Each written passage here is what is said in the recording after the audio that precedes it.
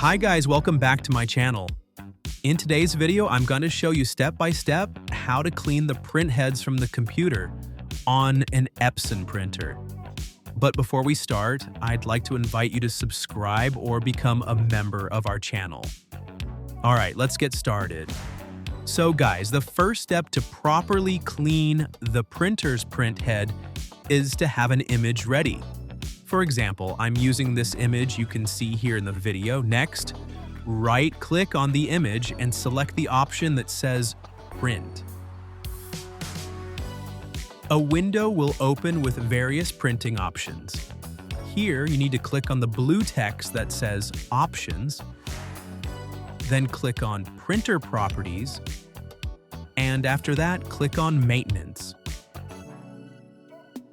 This will open a window with the different maintenance options available on Epson printers.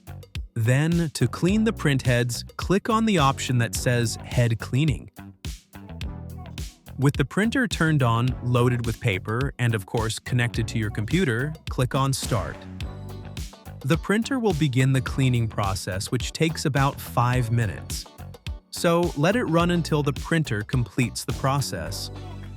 Once it's done, you'll notice the printer stops completely.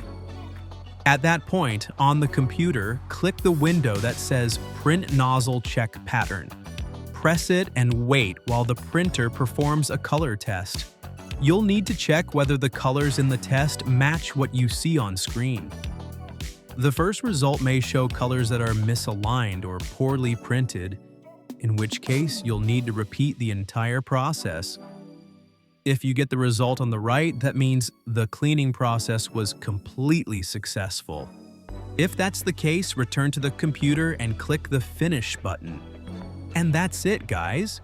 I hope this was helpful, and as always, I invite you to subscribe to our channel. See you in the next video. Goodbye.